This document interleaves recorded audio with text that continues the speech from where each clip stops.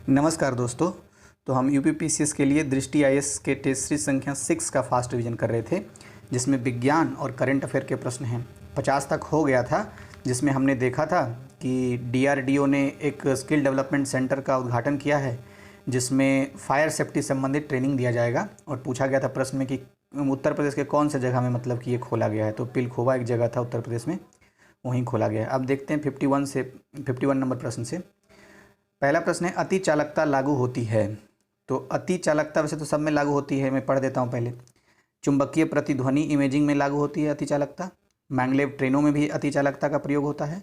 कम खपत वाली जो विद्युत लाइनें होती है उसमें भी अति चालकता का प्रयोग होता है। तो विकल्प डी उपरोक्त सभी इसका सही आंसर हो जाएगा। लेकिन हमारे लिए महत्वपूर्ण ये है कि हम अति चालकता का फास्ट रिवीजन करें कि मतलब क्या होता है अति चालकता। तो अति चालकता यानी कि सुपर कंडक्टिविटी। सुपर कंडक्टिविटी दरअसल एक पदार्थ का गुण है। वो गुण क्या है? मतलब उस पदार्थ से अगर बिजली पास होती है, करंट पास होता है, तो उसमें प्रतिरोधकता शून्य होता है, मतलब कोई रुकावट नहीं आती है। तो इसलिए उसको अति चालकता बोलते हैं। इसका प्रयोग इसलिए किया जाता है ताकि ऊर्जा की बचत की जा सके। इसीलिए इन सब सारे क्षेत्रों में जो विकल्प में थे, ऊर्जा की बचत के उद्देश्य से अति चालकता का प्रयोग किया जाता है। अब देखिए 52 नंबर, डॉपलर प्रभाव का प्रयोग नहीं किया जाता है। तो डॉपलर प्रभाव का प्रयोग जहाँ जहाँ किया जाता है पहले उसको देख लेते हैं। तो रडार में डॉपलर प्रभाव का प्रयोग किया जाता है। वेग रूपरेखा प्रबंधन में भी डॉपलर प्रभाव का प्रयोग किया जाता है। खगोल में भी डॉपलर प्रभाव का प्रयोग किया जाता है। जबकि क्वांटम कंप्यूटर में डॉपलर प्रभाव का प्रयोग नहीं होता है। तो इसलिए विकल्प सी इसका आंसर हो गया। लेकिन हमारे लिए महत्वपूर्ण ये था कि हम डॉपलर प्रभाव क्या है इसके कॉन्सेप्ट को रिविज़न करें। तो ये मैं आप पर छोड़ता हूँ, आप इसको रिविज़न कीजिएगा अपने नोट से या फिर जो भी आपके पास मटेरियल है, और हो सके तो बताइएगा भी एक दो लाइन में। देखिए 53, अभिकथन लिखा हुआ है, ग्रीष्म ऋतु में ग्रे या हल्के रंग के वस्त्र अधिक आरामदायक होते हैं। तो ये अभिकथन गलत है। कैसे? अब देखिए यहाँ पर कन्फ्यूजन ये होगा, ग्रे आँख से छूट जाए और हल्के रंग ऐसे याद रह जाए। हल्का रंग का मतलब यहाँ सफ़ेद नहीं समझना है। हल्का रंग इंग्लिश में बोलते हैं डल कलर्ड। इंग्लिश वाले वर्जन में देखिए लिखा हुआ है डल कलर्ड। डल का मतलब ब्लैक की दिशा में सोचना है। तो ग्रे और जो डल कलर होता है तो वो आरामदायक नहीं होता है। ये अभिकथन तभी सही होता है जब लिखा रहता है ग्रीष्म ऋतु में सफ़ेद रंग के वस्त्र अधिक आरामदायक होते हैं। तो सफ़ेद तो है नहीं, क्योंकि सफ़ेद जो है ना सूर्य से जो प्राप्त होता है प्रकाश उसको परावर्तित कर देता है, तो उसमें ज़्यादा शरीर को नहीं प्राप्त होती है, इसलिए आरामदायक होता है। अभिकथन कुल मिला के गलत हो गया। कारण, ऐसे रंग ऊष्मा के अच्छे अवशोषक होते हैं। तो जी हाँ, ग्रे और हल्के यानी डल कलर जो होते हैं वो ऊष्मा के अवशोषक होते हैं। तो इसका मतलब ये हुआ कि कारण सही है और अभिकथन गलत। तो विकल्प डी इसका सही आंसर हो जाएगा। 54, निम्नलिखित में से कौन सी एक अक्रिय गैस नहीं है? तो जो अक्रिय गैस है उसे देख लेते हैं। नियॉन जो है अक्रिय गैस है, ऑर्गनेसन्स भी अक्रिय गैस है और क्रिप्टॉन भी अक्रिय गैस है। जबकि रोडियम जो है रोडियम अक्रिय गैस नहीं है। तो विकल्प बी इसका सही आंसर हो गया। दरअसल अक्रिय गैस को ही नोबेल गैस या इंसर्ट गैस कहते हैं। और जो आधुनिक आवर्त सारणी है, तो आवर्त सारणी के समूह 18 में जितने तत्व हैं सब लगभग अक्रिय गैस हैं। और इन्हीं और वो सारे गैसों को तत्वों को गैस कहते हैं। तो ये ध्यान रखना है। अब देखिए 55, सूची 1 और सूची 2 को मिलाना है। एक साइड लिखा हुआ है एसिड यानी कि अम्ल, और दूसरे साइड उसके स्रोत लिखे हुए हैं, तो हमें मिलाना है। तो देखिए ऐसे प्रश्नों में ना पहले देख लीजिए कोई एक ऐसा है जो कन्फर्म पता है। जैसे कि एथेनोइक अम्ल है, तो एथेनोइक अम्ल सिरका से प्राप्त होता है। तो ए का एक कहाँ है? अगर ए का एक सिर्फ एक में है तो विकल्प सी लगा करके हम समय की बचत कर सकते हैं, आगे बढ़ सकते हैं, अगर कन्फर्म पता हो तब। वैसे यहाँ देखते हैं तो एथेनोइक अम्ल हमें सिरका यानी कि विनेगर से प्राप्त होता है। लैक्टिक एसिड हमें दही से प्राप्त होता है। और मैलिक अम्ल सेब से प्राप्त होता है, सेब जो होता है एप्पल। और स्कर्विक अम्ल ये किससे प्राप्त होता है? तो स्कर्विक अम्ल यहाँ लिखा हुआ है पपाया से प्राप्त होता है स्कर्विक अम्ल। तो पपाया, संतरा और अमरूद, आंवला, ये सबसे स्कर्विक अम्ल प्राप्त होता है। और स्कर्विक अम्ल ही विटामिन सी का भी स्रोत होता है। तो ये भी याद रखना है, ये व्याख्या में दिया हुआ था। 56, निम्नलिखित कथनों पर विचार करने हैं। 2 कथन है। पहला कथन, 22 कैरेट सोने को शुद्ध सोने के रूप में जाना जाता है। तो समझ में आ ही गया होगा कि क्या गलती है। दरअसल जो शुद्ध सोना कहलाता है वो 22 नहीं 24 कैरेट का होता है। और एक बात और, कैरेट को कैरेटेज भी कहते हैं, जिसको के से डिनोट किया जाता है। तो पहला कथन तो गलत हो गया। दूसरा, शुद्ध सोने में चांदी या तांबे को मिलाकर एक मिश्र धातु बनाया जाता है और फिर इसे गहनों में रूपांतरित किया जाता है। तो ये दूसरा कथन सही है, क्योंकि शुद्ध सोना जो 24 कैरेट का होता है प्राकृतिक तरीके से बहुत मुलायम होता है, जिससे ये संभव नहीं है कि गहना बनाया जाए और उसको फिर पहनने लायक बनाया जाए। तो थोड़ा सा हार्ड करने के लिए उसमें चांदी या फिर तांबा को मिला देते हैं।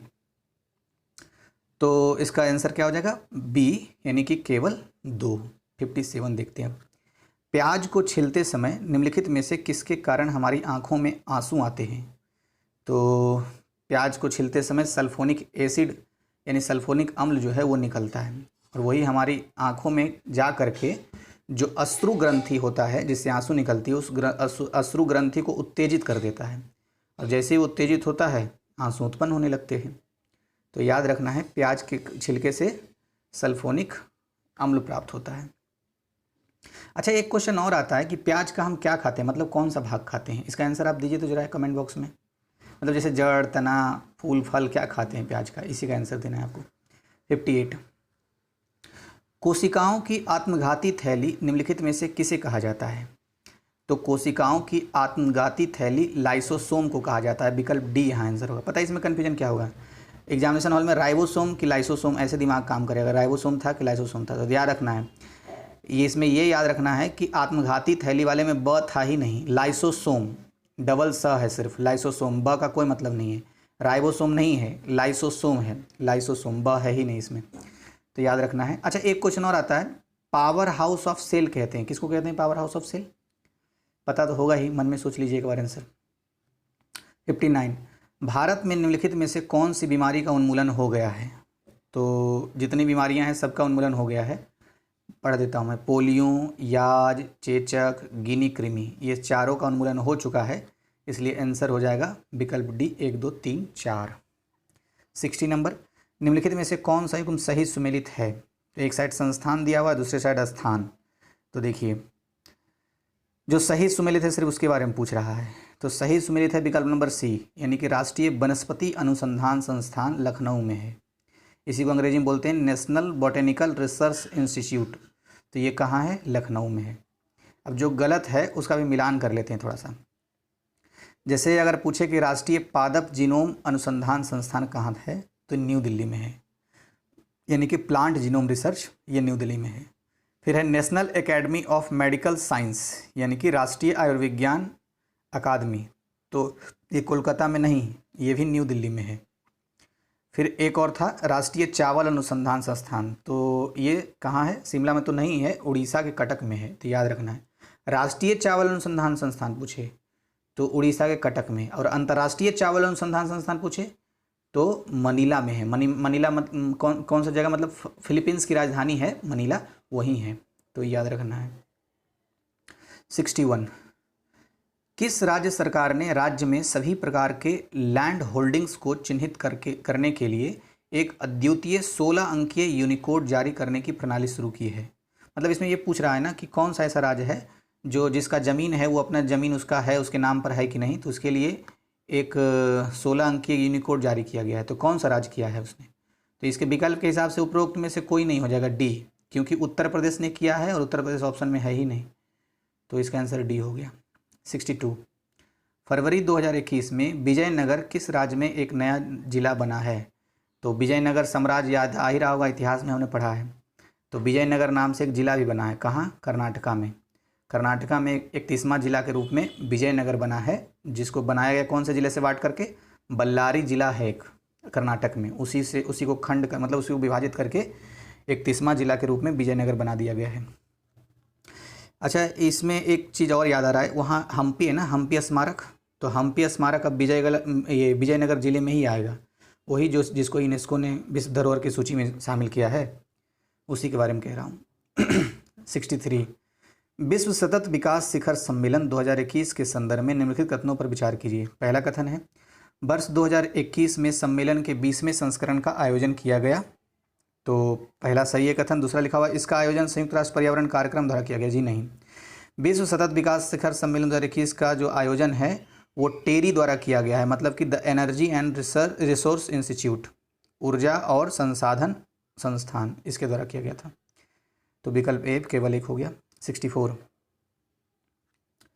64 में क्या है, भारत का पहला डिजिटल विश्वविद्यालय कहाँ स्थापित किया गया है? तो ये तो केरला में किया गया है, करंट अफेयर का प्रश्न है ये। केरल के गवर्नर कौन है? आरिफ मोहम्मद खान। इन्होंने ही टेक्निसिटी, एक मंगलपुरम है वहाँ, मंगलापुरम या मंगलपुरम, वहीं इस डिजिटल विश्वविद्यालय की, पहले डिजिटल विश्वविद्यालय की स्थापना हुई है। 65, भारत में किस राज्य या केंद्र शासित प्रदेश ने कार्बन वॉच लॉन्च किया है, जो किसी व्यक्ति के कार्बन फुटप्रिंट के आकलन के लिए एक मोबाइल एप्लीकेशन है? तो ये मोबाइल एप्लीकेशन किसके लिए, मतलब कहाँ ये हुआ है जारी, लॉन्च हुआ? ये चंडीगढ़ में। दरअसल कार्बन फुटप्रिंट क्या होता है? ये एक ऐसा ऐप रहेगा जो मोबाइल में हम डाउनलोड कर लेंगे और हमको ये पता चलेगा कि एक दिन में हमने कितना ग्रीन हाउस गैस, विशेष रूप से कार्बन डाइऑक्साइड को हमने उत्सर्जित किया है। तो ये पता चलेगा, प्रति व्यक्ति को पता चलेगा ये। तो ये कहाँ है, कहाँ लॉन्च किया गया है? तो चंडीगढ़ में लॉन्च किया गया है, याद रखना है। अच्छा, कोई ऐसा लॉन्च करने वाला पहला राज्य यूटी है, ये यूटी या राज्य, याद रखना ये भी। 66, पहला कथन है, विचार करना है कथनों पर। निश्चित दशाओं में दो तरंगों के मिलने पर अनवरत निरसन अथवा अध्यारोपण की घटना को व्यतिकरण कहते हैं। समझ में आया लाइन? ऐसा ऐसा शब्द देगा तो क्या समझ में आएगा? निरसन या क्या लिखा हुआ? अनवरत निरसन अथवा अध्यारोपण, मतलब कैंसिलेशंस और रीइंफोर्समेंट ऑफ टू वेव्स। ये थोड़ा सा इंग्लिश ध्यान दे लीजिएगा, ऐसे ऐसे है ना। वैसे पहला कथन जो है ना इसका सही है, एक बार फिर से पढ़ देता हूँ। निश्चित दशाओं में दो तरंगों के मिलने पर अनवरत मतलब लगातार, निरसन, निरसन मतलब नीचे जाना, अथवा अध्यारोपण मतलब ऊपर आना की घटना को व्यतिकरण कहते हैं। तो हाँ, ये बिल्कुल सही है। व्यतिकरण या इंटरफेरेंस, तो इंटरफेरेंस कहते हैं। दूसरा कथन क्या है? व्यतिकरण की यानी इंटरफेरेंस की घटना के कारण ही जल की सतह पर फैली हुई केरोसिन की परत रंगीन दिखाई देती है। तो ये बात सही है, इंटरफेरेंस यानी कि व्यतिकरण के कारण ही जो केरोसिन की परत फैली रहती है वो रंगीन दिखाई देती है। तो दोनों कथन सही हो गया, इसका विकल्प सी, 1 और 2 दोनों। अच्छा, व्यतिकरण का और भी एक उदाहरण है, पता है क्या? जैसे प्रकाश का व्यतिकरण जब होता है तो साबुन का जो बुलबुला होता है वो भी रंगीन दिखता है, सूरज की रोशनी जब उसे पड़ता है चमक करके रंगीन दिखता है। तो ये भी व्यतिकरण का एग्जाम्पल है। 67, ओम का नियम, ओम का नियम निम्नलिखित में किनका अनुपातिक संबंध प्रकट करता है? तो ओम का नियम दरअसल अनुपातिक संबंध के बारे में पूछा है, तो अनुपातिक संबंध शब्द पर जरूर ध्यान देना है। तो ओम का नियम ये किसका करता है? पोटेंशियल डिफरेंस एंड करंट का, तो विभवांतर और विद्युत धारा का। विकल्प सी इसका सही आंसर हो जाएगा। एक बार फिर से पढ़ देता हूँ। ओम का नियम किस निम्नलिखित में से किनका अनुपातिक संबंध प्रकट करता है? तो विभवांतर और विद्युत धारा का। इसको अंग्रेजी में बोलते हैं पोटेंशियल डिफरेंस एंड करंट का। अब 68, जी स्थिरांक से संबंधित गुरुत्वीय त्वरण का मान पृथ्वी की सतह पर होता है। तो जी का मतलब है ग्रेविटेशन से मतलब है इसका। तो 9.8 मीटर प्रति सेकेंड नेगेटिव होता है। विकल्प डी इसका आंसर हो गया। देखिए 69 नंबर में क्या लिखा हुआ है? मापन और इकाइयाँ लिखा हुआ है। तो मापन और इकाइयाँ में कौन किससे मिल रहा है, ये इसको हमें ढूंढना है। सबसे पहले लिखा हुआ है किलोग्राम, तो किलोग्राम को हम परिभाषित करेंगे प्लांक नियतांक के संदर्भ में। और फिर दूसरा में लिखा हुआ है केल्विन, तो केल्विन को हम परिभाषित करेंगे बोल्ट्जमैन नियतांक के संदर्भ में। उसके बाद लिखा हुआ है कैंडेला, तो कैंडेला को हम कैसे करेंगे परिभाषित? विशिष्ट आवृत्ति के विकिरण की दीप्त प्रभावकारिता के संदर्भ में हम परिभाषित करेंगे। इतना हार्ड लिखा हुआ है। सेकेंड को हम परिभाषित करेंगे सीजियम 133। तो ध्यान रखना है, सेकेंड को सीजियम 133 यानी 133 परमाणु के विकिरण पर आधारित परिभाषा इसकी होती है, इसलिए याद रखना है। ये थोड़ा कन्फ्यूजिंग था। 70, निम्नलिखित में से कौन से पीतल के घटक हैं? तो पीतल के घटक कौन कौन से होते हैं? जस्ता और तांबा, इसी को अंग्रेजी में बोलते हैं जिंक एंड कॉपर।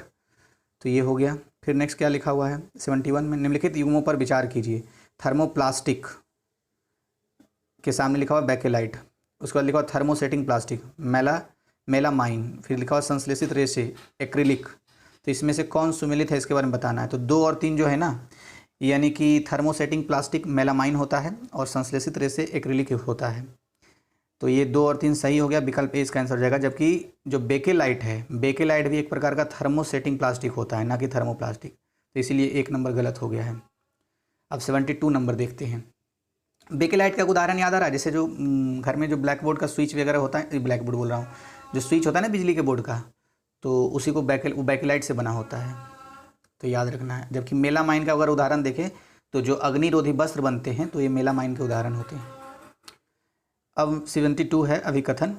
परासरण एक निष्क्रिय प्रक्रिया है और यह ऊर्जा की किसी भी क्षति के बिना संपन्न होती है। तो ये बात तो सही है कि परासरण में किसी प्रकार की ऊर्जा का खर्च नहीं होता है, कोई क्षति नहीं होती है ऊर्जा का, और एक निष्क्रिय प्रक्रिया होती है। कारण क्या होता है इसमें? इसमें उच्च सांद्रता के क्षेत्र से निम्न सांद्रता के क्षेत्र की ओर अब तक अणुओं का गमन होना शामिल है जब तक कि सांद्रता बराबर ना हो जाए। तो कथन और कारण दोनों सही हैं, इसलिए इसका विकल्प हो जाए। अच्छा, व्याख्या भी करते हैं, इसलिए विकल्प ए हो जाएगा। अब मैं थोड़ा सा एक ऐसे ही ध्यान आपका आकर्षित करता हूँ। आप ना भींगा हुआ तौलिया, जिसमें पानी भींगा हुआ होता है, जब नहाने के बाद हम अपने शरीर को पोंछ करके जब तौलिया जब होता है उसमें जो पानी होता है उसको आप ना बेड शीट पर रखिए। तो बेड शीट पर रखेंगे, थोड़ा देर बाद क्या पाएंगे आप यही पाएंगे कि जो तौलिए में पानी था वो बेड शीट पर चला गया, यानी जो चादर रहती है बिछी हुई उस पर चला गया, उसमें चला गया पानी। तो ये जो तौलिए से पानी गया ना बेड में, तो ये हुआ परासरण विधि के तहत हुआ। ये कब तक होता रहेगा? जब तक कि वो चादर जो है, बेडशीट जो है और तौलिए दोनों का पानी बराबर नहीं हो जाएगा, तब तक वो परासरण की क्रिया होती रहेगी। तो ऐसे ही थोड़ा ध्यान आकर्षण आपका किया ताकि समझ थोड़ा अंडरस्टैंडिंग अच्छा और हो जाए। 73 जंपिंग जिन की खोज की। तो जंपिंग जिन की खोज किसने की थी? बारबरा मैकक्लिंटॉक ने की थी जंपिंग जिन की खोज। 1983 में इसी कारण इनको नोबेल प्राइज भी मिला है, जंपिंग जिन की खोज के कारण। और किसने की थी? बारबरा मैकक्लिंटॉक ने की थी। अब थोड़ा सा पिछले वीडियो वाला थोड़ा शॉर्ट रिवीजन करते हैं। जैसे एक आया था कि प्रोटॉन की खोज किसने की थी? तो अर्नेस्ट रदरफोर्ड ने की थी। एक्स रेज की खोज किसने की थी? डब्ल्यू.सी. रॉन्टजन ने खोज की थी। फिर एक आया था इलेक्ट्रॉन की खोज किसने की थी? तो जे थॉमसन ने की थी। एक और आया था मेसर लेसर की खोज किसने की थी? तो सी.एच. तोवनेस ने की थी। तो ये थोड़ा सा चारों पॉइंट का शॉर्ट रिवीजन हमने कर लिया। 74 एक साइड शाखा है, दूसरे साइड उसके अध्ययन क्षेत्र हैं। तो बहुत ईजी क्वेश्चन है, इसको देख लेते हैं। मृदा विज्ञान, तो मृदा विज्ञान में मृदा का अध्ययन किया जाएगा, 1 का 4 हो जाएगा। उसका फिर पोषण अध्ययन, पोषण अध्ययन में क्या करेंगे? पोषण विज्ञान में पोषण का अध्ययन करेंगे, तो बी का 1 हो जाएगा। अब देखिए बी का एक ही में है, तो ऐसे ही यहीं पर अब आगे पढ़ते नहीं रहेंगे, टाइम ज़्यादा नहीं खर्च करना है। बस बी का 1 है, एक ही में है, ऑप्शन में है, ए लगा करके निकल जाना है। बस यहाँ मैं पढ़ देता हूँ। अस्थि में क्या? अस्थि में हड्डियों का अध्ययन किया जाता है अस्थि विज्ञान में। और कवक में, कवक विज्ञान में कवक का अध्ययन किया जाएगा। 75 में क्या है?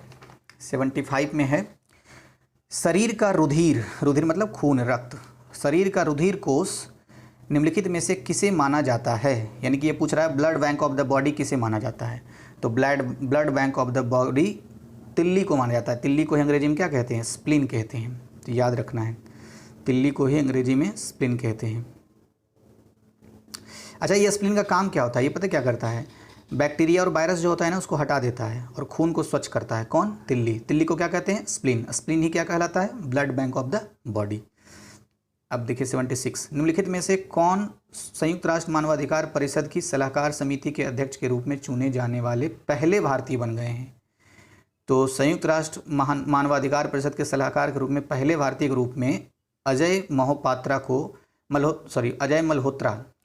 मल्होत्रा को नियुक्त किया गया है। तो विकल्प सी इसका सही आंसर हो गया। फिर से बोल देता हूँ, अजय मल्होत्रा क्या है ये?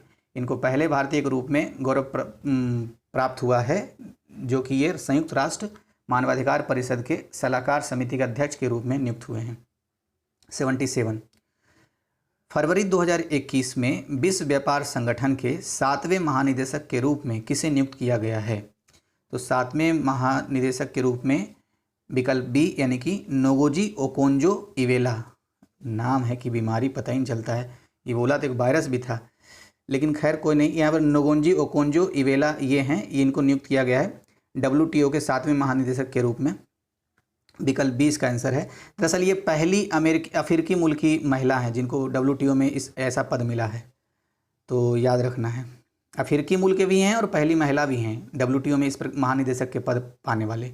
नाम क्या है? फिर से बोल देता हूँ, नोगोजी ओकोंजो इबेला। अभी भी गड़बड़ हो रहा है।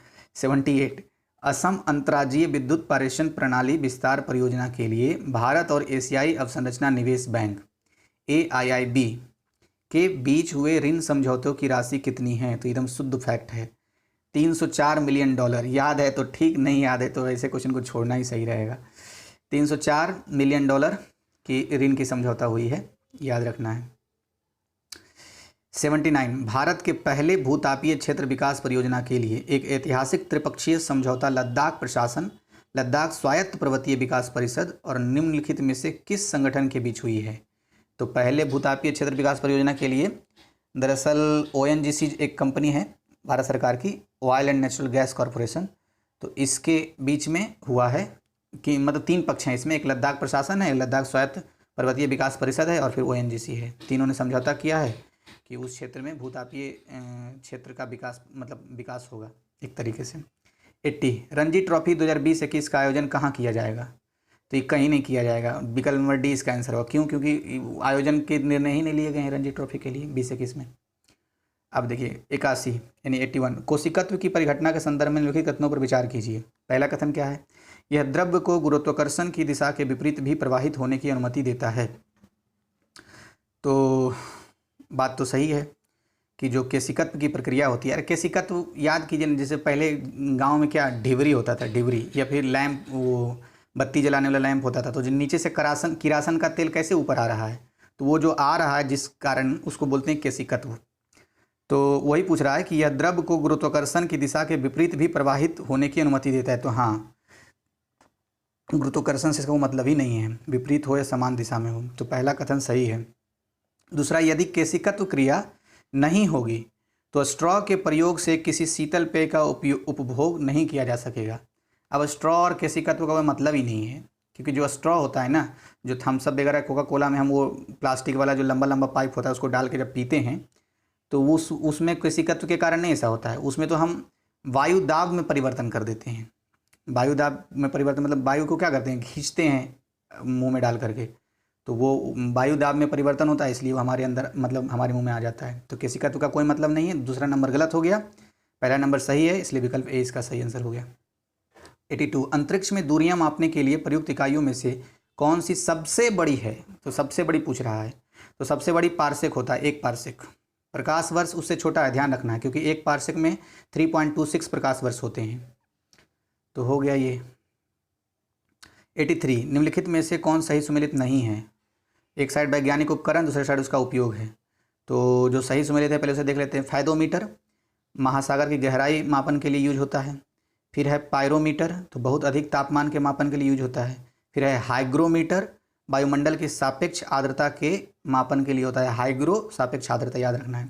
जबकि ऑन्डोमीटर का प्रयोग किस लिए होता है? विद्युत चुंबकीय तरंगों की आवृत्ति के मापन के लिए होता है, ना कि जो विकल्प में दिया हुआ है। तो याद रखना है, ऑन्डोमीटर विद्युत चुंबकीय तरंगों की आवृत्ति के रूप में मापन। 84 ब्रह्मांड में सबसे समान तत्व क्या है? अरे सबसे समान क्या होगा? सबसे समान वही होगा जो ज़्यादा मात्रा में होगा, कहीं भी मिल जाएगा। तो सबसे समान हाइड्रोजन है, ध्यान रखना है। मैंने अध्ययन के दौरान पढ़ा है, इसके व्याख्या के अध्ययन के दौरान, कि 90% जो है ना वो हाइड्रोजन होता है। सबसे अधिक यही है ब्रह्मांड में, 90% के आसपास, इसीलिए बोलते हैं कि सबसे समान तत्व है हाइड्रोजन ब्रह्मांड में। 85 निम्नलिखित में से किस गैस का उपयोग LED बल्ब में किया जाता है? तो LED बल्ब में कौन सा गैस किया जाता है, ज़रा सोचिए। अरे कोई गैस नहीं किया जाता है, ये कन्फ्यूजन है। जैसे मैं नहीं आता था कि इलेक्ट्रिक बल्ब में कौन सा गैस किया जाता है, तो हम लोग बोलते थे ऑर्गन गैस किया जाता है। तो यहाँ पर भावुक होकर कन्फ्यूज नहीं हो जाना है। LED में कोई गैस होता ही नहीं है, कोई भी गैस का प्रयोग नहीं किया जाता है, याद रखना है। अच्छा, LED का फुल फॉर्म क्या होता है? लाइट इमिटिंग डायोड होता है, तो ये भी ध्यान रखना है। 86 निम्नलिखित पदार्थ को उनके pH मान के घटते क्रम में व्यवस्थित कीजिए और नीचे दिए गए कूट का प्रयोग कर सही उत्तर दीजिए। तो सही उत्तर देते हैं। अब pH मान के हिसाब से बताने हैं, तो इसमें तो तभी हम बता पाएंगे ना जब पता हो कि पार्टिकुलर चीज़ का कितना pH मान होता है। जैसे अगर किसी को पता हो कि रक्त का pH मान 7.4 होता है, लेमन जूस का pH मान 2 होता है, और सी वाटर यानी कि समुद्री जल जो है उसका कितना होता है? 8 होता है, और बेकिंग सोडा का pH मान 0.5 होता है, जैसा कि व्याख्या में दिख रहा था। तो तब हम इसका लगा लेंगे और फिर बोलेंगे कि हाँ बी ऑप्शन है, पहले 3 होगा यानी कि पहले बेकिंग सोडा, फिर 4 होगा यानी कि समुद्री जल, और उसके बाद फिर रक्त होगा, और उसके बाद फिर नींबू का रस होगा। महत्वपूर्ण ये है कि हम थोड़ा सा एसिडिक और बेस के बारे में बेसिक कॉन्सेप्ट को जानें। तो आपको पता ही है कि pH वैल्यू जो है 0 से 14 तक मेजरमेंट किया जाता है उसका, और 7 जो होता है वो न्यूट्रल होता है, याद रखना है। 7 क्या होता है? न्यूट्रल होता है। 7 से जो कम रहेगा वो एसिडिक होगा यानी अम्लीय होगा, और 7 से जो ज़्यादा होता है जिसका pH वैल्यू वो बेसिक यानी कि क्षारीय होता है। अब इसी के बीच में जो आएगा तो उस तरह से हम लगा सकते हैं इसको। अब आपसे एक प्रश्न है, जल का मतलब जल क्या होता है, जल का पीएच मान कितना होता है आप बताइएगा। अब देखिए 87, रक्त के संदर्भ में निम्नलिखित कथनों में से कौन सही नहीं है। तो पढ़ लेते हैं पहले सही सही रक्त के संबंध में। पहला कथन है यह तरल और ठोस पदार्थों से बना है, तो बिल्कुल सही है रक्त के बारे में ये बात। दूसरा क्या लिखा हुआ है, आधे से अधिक रक्त प्लाज्मा है, ये भी बात सही है रक्त के बारे में। उसके बाद 4th नंबर लिखा हुआ है डी में, रक्त 4 प्रकार का होता है, तो ये भी बात सही है, 4 प्रकार का होता है। लेकिन जो सी नंबर लिखा हुआ है गलत कैसे हो गया, तो देखते हैं। श्वेत रक्त कोशिकाएं बाहरी घाव या कटने के कारण रक्त को थक्का जमने में मदद करती है, तो जी नहीं। श्वेत रक्त कोशिकाओं का काम रक्त का थक्का जमने में मदद करना नहीं है, ये तो बिंबाणु करता है, तो बिंबाणु रक्त के थक्का जमाने में मदद करता है, इसलिए विकल्प सी गलत हो गया और यही आंसर है इसका। ठीक है, अब थोड़ा रक्त के बारे में 2-4-5 पॉइंट क्या हमें पता है, मतलब जो मुझे याद आया तात्कालिक तौर पे वो मैं बता देता हूँ। जैसे रक्त तरल संयोजी उत्तक कहलाता है, पहली बात। दूसरा, एक WBC होता है रक्त में, तो संक्रमण से रक्षा कौन करता है, यही WBC करता है। तीसरा, अभी हमने पढ़ा कि रक्त का pH वैल्यू कितना होता है, 7.4 होता है। और बिंबाणु है जो वो क्या करता है, वो रक्त को थक्का जमने में मदद करता है, अगर कहीं घाव हुआ है, चोट लगा है, कट फट गया है तब। एक बात और क्या लिखा हुआ है, अच्छा हाँ अच्छा हाँ, सबसे पहले वीडियो में हमने बताया था कि रक्त में ऑक्सीजन की कमी हो जाती है तो उसको क्या बोलते हैं, हाइपोक्सीमिया बोलते हैं, हाइपोक्सीमिया। 2 शब्द था, बहुत हार्ड स्टेटमेंट था, जिसमें मैंने बोला था कि सिर्फ यही 2 बात पॉइंट आउट करके याद रखिए। तो हाइपोक्सीमिया कहते हैं जब रक्त में ऑक्सीजन की कमी हो जाती है। अच्छा, एक और बताया था कि उत्तक में अगर ऑक्सीजन की कमी हो जाती है तब उसको क्या कहते हैं, तो उसको याद करके थोड़ा कमेंट बॉक्स में लिखिए। तो अभी यहाँ पर मैंने बता दिया हाइपोक्सीमिया का मतलब रक्त में ऑक्सीजन की कमी हो जाए तो हाइपोक्सीमिया बोलते हैं। उत्तक में कमी क्या हो जाए, उत्तक में अगर ऑक्सीजन की कमी हो जाएगी तब क्या कहेंगे, तो उसका आपको बताना है कमेंट बॉक्स में। देखिए बताने से आपको लाभ ये हो जाएगा कि हमेशा के लिए याद रह जाएगा। फिर लिखा हुआ क्या है, मानव मस्तिष्क का सबसे बड़ा हिस्सा है, तो मानव मस्तिष्क का सबसे बड़ा हिस्सा सेरिब्रम है, इसी को हिंदी में बोलते हैं प्रमस्तिष्क। याद रखना ये बात। एक बात और बोल रहा हूँ, अगर पूछ ले कि शरीर का संतुलन साधने, मतलब संतुलन बनाए रखने में शरीर का, हम लोग जो खड़े के खड़े रहते हैं, तो संतुलन बनाए रखने में मस्तिष्क का कौन सा पार्ट मदद करता है, तो सेरेबलम। याद रखना है, सारे बलम नहीं बोल रहा हूँ, सेरेबलम बोल रहा हूँ, सेरेबलम तो यानी अनुमस्तिष्क। तो संतुलन बनाने में सेरेबलम, और सबसे बड़ा भाग कौन है, तो सेरिब्रम। ठीक है, सेरिब्रम। अब 89, निम्नलिखित में से कौन सा मुख्य तनाव हार्मोन है, तो तनाव हार्मोन कौन सा है, कोर्टिसोल जो है वो तनाव हार्मोन है। याद रखना है, तनाव हार्मोन कौन सा है, कोर्टिसोल।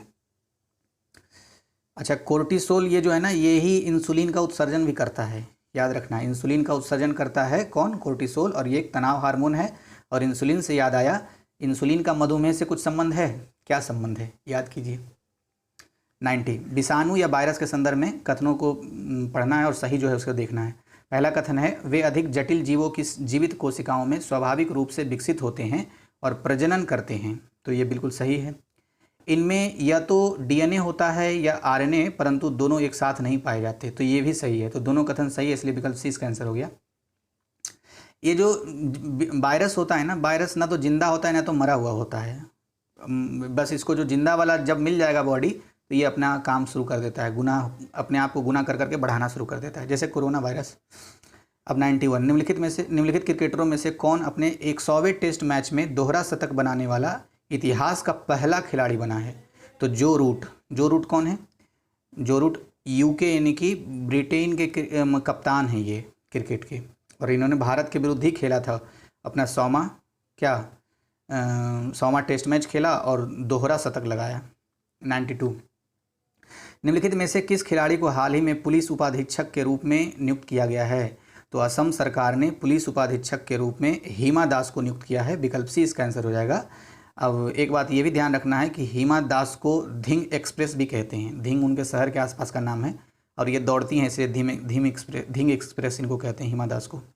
93, होशंगाबाद शहर जिनका नाम बदलकर नर्मदापुरम रखा जाएगा किस राज्य में है, तो होशंगाबाद तो मध्य प्रदेश में है, इसी का नाम अब क्या होने वाला है, नर्मदापुरम। नर्मदा नदी वहाँ की जीवन रेखा है मध्य प्रदेश की, तो याद रखना है। दरअसल ये होशंगाबाद नाम पता है, एक होशंग शाह था, मालवा का सबसे पहला शासक, आक्रमणकारी कहते हैं इसको लोग, तो उसी के नाम पर था। तो मध्य प्रदेश के जो वर्तमान मुख्यमंत्री हैं ना, मामा जी, यानी कि शिवराज सिंह चौहान, उन्होंने कहा ना भाई अब इसका नाम बदल देंगे और रखेंगे क्या, नर्मदापुरम।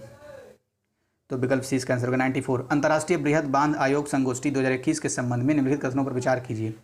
तो पहला कथन क्या है, इसका आयोजन टोक्यो जापान में किया गया था, बिल्कुल गलत। नई दिल्ली में किया गया अंतर्राष्ट्रीय बृहद बांध आयोग संगोष्ठी, तो पहला कथन गलत हो गया। संगोष्ठी का मुख्य विषय बांधों और नदी घाटियों का सतत विकास था, तो हाँ ये सही है, तो केवल 2 सही, विकल्प बी। 95 निम्नलिखित में से किसने wild life photographer of the year people's choice award प्रतियोगिता में पहला पुरस्कार जीता है। तो पहला पुरस्कार जीता है रॉबर्ट इरविन ने, विकल्प ए। निम्नलिखित में से कौन एक सदिश राशि है। तो सदिश राशि वो होती है जिसमें परिमाण के साथ साथ यानी मात्रा के साथ साथ दिशा भी होता है, तो कौन है, मोमेंटम यानी संवेग, विकल्प बी इसका आंसर हो गया। 97 निम्नलिखित तरंगों में से कौन कुत्ते की सीटी से उत्सर्जित होती है। कुत्ते की सीटी को ही साइलेंट सिटी भी बोलते हैं और गाल्टन सिटी भी बोलते हैं। तो इससे क्या उत्सर्जित होती है, इससे उत्सर्जित होती है अल्ट्रासोनिक तरंग। कौन सा तरंग, अल्ट्रासोनिक तरंग। किससे, साइलेंट सिटी या गाल्टन सिटी से या कुत्ते की सीटी से, याद रखना है। अच्छा, अगर क्वेश्चन पूछ लिया कि कुत्ते की सीटी की खोज या साइलेंट सिटी की खोज या गाल्टन सिटी की खोज किसने किया था, तो हम नाम लेंगे फ्रांसिस गाल्टन को। 1876 में इन्होंने खोजा था, ठीक है। अच्छा, अभी आया था, नहीं अभी आया था शायद, हाँ अभी आया था या पता नहीं आगे आएगा, लेकिन मैंने लिखा है वायरस की खोज किसने की थी, दिमित्री इवानोवस्की की खोज की थी। लगता है उस समय आया था, मैंने बोला नहीं, तो याद रखना है वायरस की खोज दिमित्री इवानोवस्की ने की थी, ये रूस के थे। और अगर पूछे कि कुत्ते की सीटी की खोज किसने की थी, तो फ्रांसिस गाल्टन, इसी को गाल्टन सिटी भी कहते हैं, याद रखना है। अल्ट्रासोनिक वेव क्या होता है, ये मानव द्वारा नहीं सुना जाता है, तो ये तो पॉइंट हो ही गया। अच्छा, एक पॉइंट और मुझे याद आ रहा है, हमने वेव के बारे में पहले वीडियो में एक क्वेश्चन नहीं आया था कि घटते हुए क्रम में वेव का जो जिसके कौन सा वेव होता है उसका लगाने के लिए, तो मैंने बोला था RMI VUXG, मतलब R का मतलब रेडियो वेव, M का मतलब माइक्रोवेव, I का मतलब इंफ्रारेड, V का मतलब विजुअल लाइट, U का मतलब क्या था, अल्ट्रा वायलेटेड, और X का मतलब एक्स रेज, G का मतलब गामा रेज। तो ये घटते क्रम में वेव का लेंथ है, वेव लेंथ है, ठीक है। तो RMI VUXG याद रखना, ये भी 5 पॉइंट इसमें शॉर्ट रिवीजन हो गया। 98 आयन मंडल के संदर्भ में निम्नलिखित कथनों पर विचार कीजिए। पहला कथन क्या है, यह पृथ्वी की सतह से लगभग 50 से 400 मील ऊपर तक विस्तारित है, तो ये कथन सही है। दूसरा क्या है, यह हमारे प्रतिदिन के संचार और नेविगेशन प्रणालियों में एक भूमिका निभाता है, तो जी हाँ दोनों सही है, विकल्प सी। 99 अभिकथन है, ठंडे देशों में थर्मामीटर तरल के रूप में पारे के स्थान पर शराब का प्रयोग किया जाता है, जी हाँ बिल्कुल सही है, शराब का प्रयोग किया जाता है।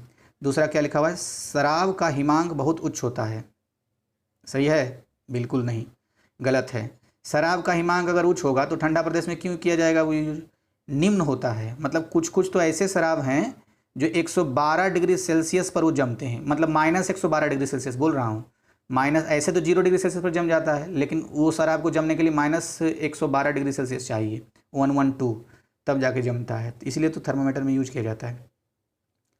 तो आंसर तो पता ही है, सी हो गया, यानी एक सही है और गलत। 100 नंबर, भारी जल किसका ऑक्साइड है, तो भारी जल ड्यूटेरियम का ऑक्साइड है, इसी को D2O कहते हैं। और याद रखना ये चीज़ें, और क्या क्या नोट कर रखा हूँ मैं। अच्छा हाँ, इसके बारे में हमने ये पढ़ा था कि परमाणु रिएक्टर में ये मंदक के रूप में यूज होता है, तो ये पिछले में आ जा चुका है, तो इसलिए करके ये भी बात याद रखना है। 2 पॉइंट हो गया। अच्छा, परमाणु रिएक्टर में जो मंदक के रूप में यूज होता है वो तो D2O का यूज होता ही होता है, एक और चीज़ था, वो क्या था, ग्रेफाइट था। तो धन्यवाद, लास्ट पार्ट भी जल्दी आ जाएगा।